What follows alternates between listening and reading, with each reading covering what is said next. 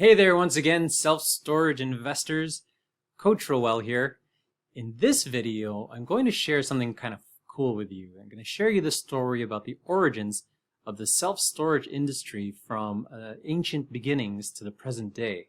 Fun fact, did you know that the earliest documentation we have of publicly available storage in the US is in the late 1800s?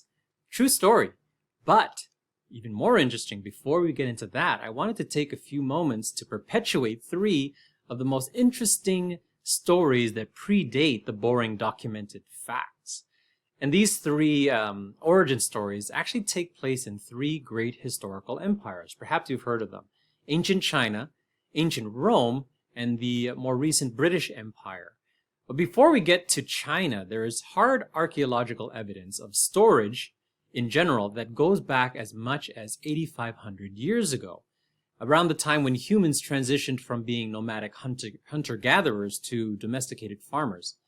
At the time, people would store grains to last them those harsh winters and store seeds for the following year's harvest in these large pits in the ground called cists, that's C-I-S-T-S, and cover them up. These cists were often lined with stones or wood or both. Think of these cists as the first warehouses, as it were. Then around 2,000 years ago in ancient China, as the story goes, instead of just storing foodstuffs, some people began storing personal items in these large clay pots, and then storing these large clay pots and paying someone else to store them in even larger in-ground cists that were previously reserved for storing seeds and grains, as I mentioned.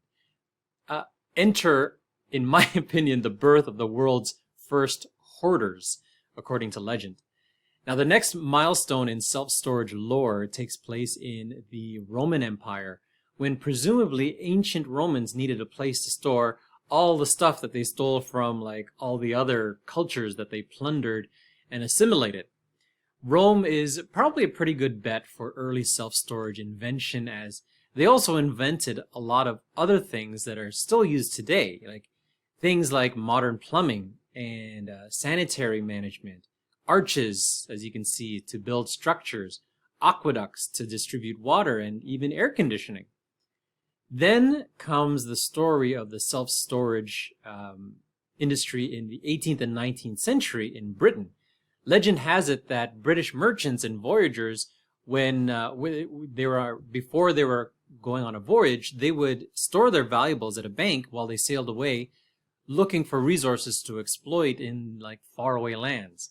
After the banks filled up with these possessions, their goods were then transferred to a warehouse that served as a storage unit until those voyagers returned from their trips to claim them in return for presumably some sort of a storage fee.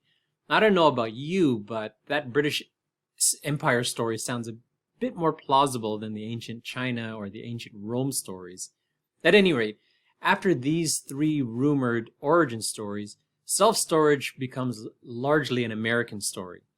Well documented is the story of brothers Martin and John Bekins, the first self-storage investors who, in 1891, founded Bekins Company in Omaha, Nebraska. The company operated with 3 horse-drawn vans and 12 employees. And in 1895, Martin Beacon expanded the business to Los Angeles and started using moving vans.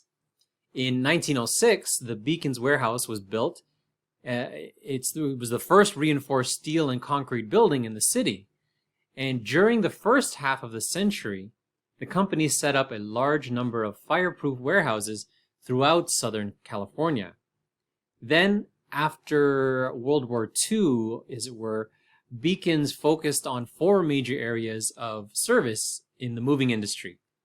Local moving and storage within communities, long-distance moving of household items and other valuable goods. Third one was international moving and storage for military personnel and civilians. And 4 was other related services, such as storage of business records, records management, film storage, and office and industrial moving. The Bekins Company pioneered the modern concept of containerized storage, really. Then it wasn't until the swinging 60s that storage facilities really took off in the United States. The first facility to use garage-style doors was built in Odessa, Texas in 1964 and was concisely named A1, you store it, you lock it, you carry the key. I wish I had a historical picture of that one, but unfortunately I don't. But the building was created for the oil industry so that they could have quick access to tools and supplies. Soon after that, the whole country followed suit and facilities began popping up all over. These days, the storage units are typically windowless and walled with corrugated metal and look quite modern, really.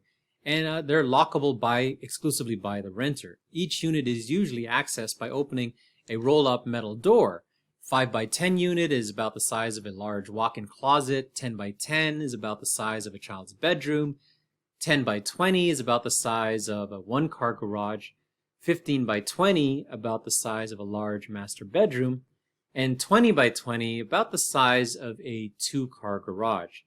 Now today, at year-end of 2019, there were about 52,000 self-storage facilities in the United States alone, situated on industrial and commercial land parcels. There's more than 1.9 billion square feet of available self-storage space in the U.S. alone. There's an estimated 1,500 self-storage facilities in the UK, 3,000 in Canada, and 1,100 in Australia. And the industry is worth $38 billion in the U.S. alone. So there you have a brief unauthorized history of the self-storage industry. And now you have something to talk about other than work during your next Zoom meeting. You're welcome. Once again, I'm Coach Roel, and I'll see you in another self-storage video in the very near future. Hey, thanks again for joining us here at Self-Storage Investing. We really appreciate it. For more great content like this, make sure to click the subscribe button below this video. And be sure to follow us on Facebook, Instagram, Twitter, LinkedIn, and BiggerPockets. You can also visit us at our main website at selfstorageinvesting.com, where you'll find even more free content, our ebook, and registration to our free webinars and education courses, and much more. Once again, for more great content like this, please click the subscribe button below. Thank you.